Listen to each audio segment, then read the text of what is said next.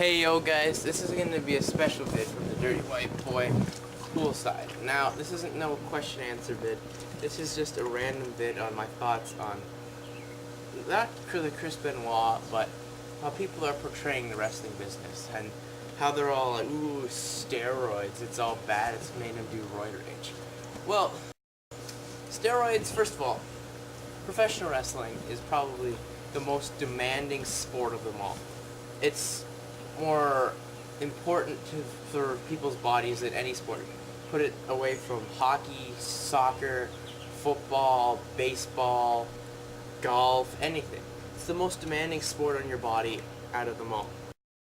Like and there's no off season. You're on the road every day, 365 days a year, entertaining people, and injuries can happen. So, of course you're gonna take the drugs, because someone will take your spot, Like, back in the territory days, you would have to wrestle with a broken arm. Like, you broke it the one day, then you'd have to be in the ring the next day. Because your arm is broken, you can't lose your spot. And, the steroids, they have to take them because of that. I mean, they gotta get their bodies to be bigger, and, like, with the Chris Benoit in particular, he was a smaller guy. He felt maybe he had to get bigger just to compete, and that's what did it to him. Him and Eddie too. Eddie took the steroids just to get bigger and built up and keep his talent because of his size. Vince McMahon has this hard on for the big guys and gives them the push. Like, look at Snitsky, he's getting a push just because he's big, no talent whatsoever. I mean, Hogan got a push because he was like, what, 6'7"? I think he was honestly 6'7". I can't remember at this time, but just because he was 6'7", and that's the only reason he got the push, really.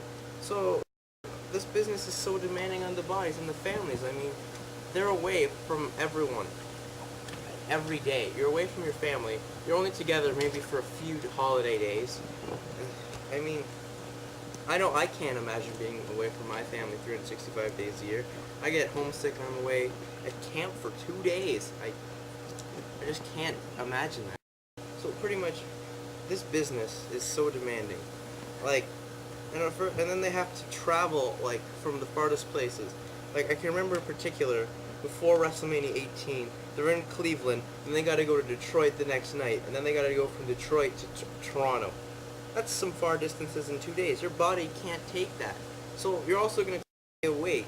So you're gonna take the drugs that make you stay awake so you can drive from each show. So pretty much, you just gotta stay awake and stuff like that. And take the drugs.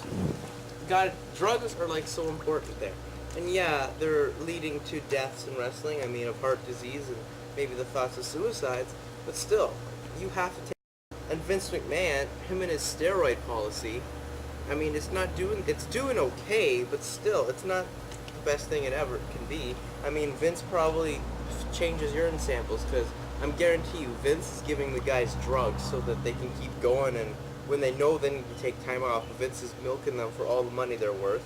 And I mean, if anyone should know, it's Vince McMahon, because Vince McMahon's ass almost went to jail because of the steroid trial in '94, when he started pushing the guys of average size like Bret Hart, Owen Hart, and started de-pushing Luger and stuff.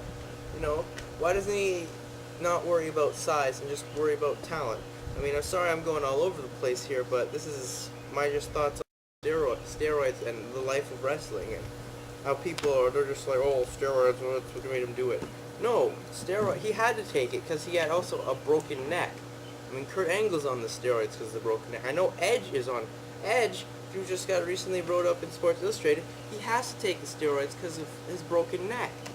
I mean, when will the media realize the business aspect? It's the travel, it's everything. It's not just because they feel like getting bigger, they have to take the steroids. So, that's just this little quick vid on my thoughts in the wrestling business and how bad the media is portraying the business. So, anyway, I'm just gonna leave you guys, even though it's a nice day.